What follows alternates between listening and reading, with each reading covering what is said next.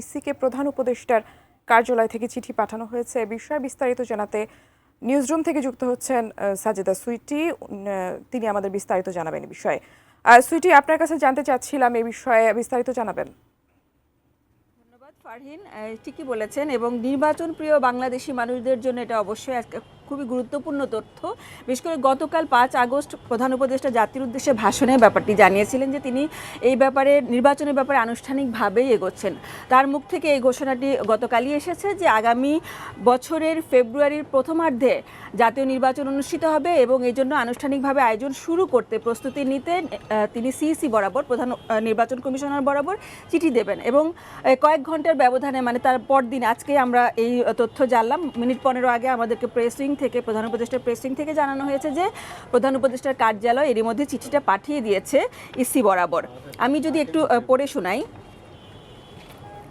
এই যে আজ প্রধান নির্বাচন কমিশনার বরাবর প্রেরিত এক পত্রে উল্লেখিত সময় প্রত্যাশিত মানের অবাধ, সুষ্ঠু, শান্তিপূর্ণ ও উৎসবমুখর জাতীয় নির্বাচন আয়োজনের প্রয়োজনীয় কার্যক্রম গ্রহণের জন্য অনুরোধ করেন প্রধান উপদেষ্টার মুখ্য সচিব এম সিরাজউদ্দিন মিয়া। প্রধান উপদেষ্টার পক্ষ থেকে তিনি এই চিঠিটা পাঠিয়েছেন অনুরোধ করে যে একটা ভালো নির্বাচনের জন্য যা যা প্রস্তুতি গ্রহণ করার দরকার হবে সেগুলো যেন করা হয় এবং সুনির্দিষ্ট সময় বলতে সেই ফেব্রুয়ারির প্রথমার্ধের কথাই বলা হয়েছে।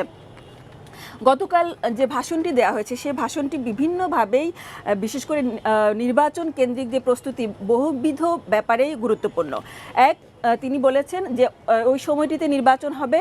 তার দ্বিতীয় দফায় এটা পরিষ্কার করেছেন যে তিনি চিঠি দিয়ে আনুষ্ঠানিকভাবে কার্যক্রম শুরুর কথা বলে দেবেন এবং তারপরে তিনি নির্দেশনা দিয়েছেন, পরামর্শ দিয়েছেন দলগুলোর প্রতি যে যার যার যে নির্বাচনী এলাকা আছে সেই নির্বাচনী এলাকাগুলোতে তারা যেন যাতায়াতটা বাড়ান, তারা যেন এই যে ভোট কেন্দ্রিক যে কার্যক্রমগুলো তারা চালু করেন, শুরু করে। শুধুমাত্র প্রার্থীদের ব্যাপারে না, যারা ভোটার তারাও যেন যার যার এলাকায় যান এবং কাকে ভোট দেবেন, যোগ্য প্রার্থীকে যেন তারা বেছে নেন সেই ব্যাপারে নির্দেশনা ছিল।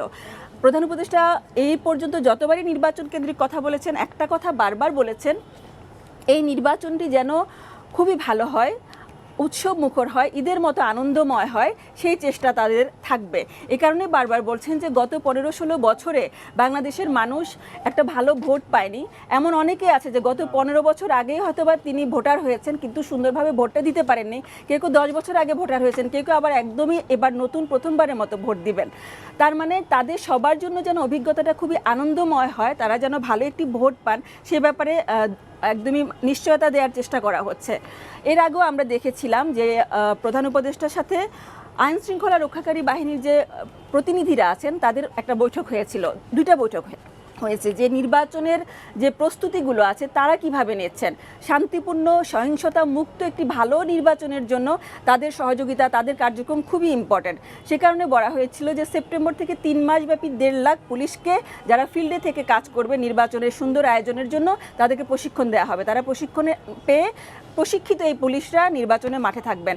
শুধু তাই নয়, ৬০,০০০ সেনা সদস্য থাকবে মাঠে। তার মানে হচ্ছে কোনো দিক দিয়ে যেন ভুলচুক না থাকে, প্রত্যেকের সহযোগিতা যেমন তারা চাচ্ছে সরকার, সে কারণে এই ভোটের ব্যাপারে সরকারের আন্তরিকতার একটা ব্যাপার আমরা এর মধ্যে দেখতে পাচ্ছি। বিএনপি সহ অন্যান্য দলগুলো কিন্তু নির্বাচন নিয়ে এই যে তারিখের ব্যাপারটা এসেছে সাধুবাদ জানিয়েছে। বিশেষ করে নির্বাচনের ব্যাপারে বিএনপির যে তাগিদ ছিল, যে দোদুল্যমনতা সরকারের ব্যাপারে কিছু কিছু অন্যান্য মহলের বিভিন্ন রকমের একটু সন্দিহান একটা ব্যাপার ছিল যে নির্বাচন কি পিছিয়ে দিতে চাচ্ছে কিনা, সংস্কারের কথা বলে দীর্ঘসূত্রিতা করছে কিনা, এই ব্যাপারটা দোদুল্যমানতা কেটেছে বলে বিএনপির গতকালকে তাদের যে প্রতিক্রিয়া সেটাতে জানিয়েছে। তার মানে হচ্ছে আসলে সত্যিকার অর্থেই ভোটের কার্যক্রম শুরু হয়ে গেছে। প্রধান উপদেষ্টা এটাই বলেছেন যে তিনি তার মতো করে তাদের সরকার, অন্তর্বর্তী সরকার বিভিন্ন কার্যক্রম করেছেন এবং শেষ কাজ যেটা মূল কাজ নির্বাচনটা সুন্দরভাবে আয়োজন, সেই কাজটিও কিন্তু গতকাল থেকে শুরু হয়ে গেল আর আজকে আনুষ্ঠানিকভাবে সেটি শুরু হয়ে গেল।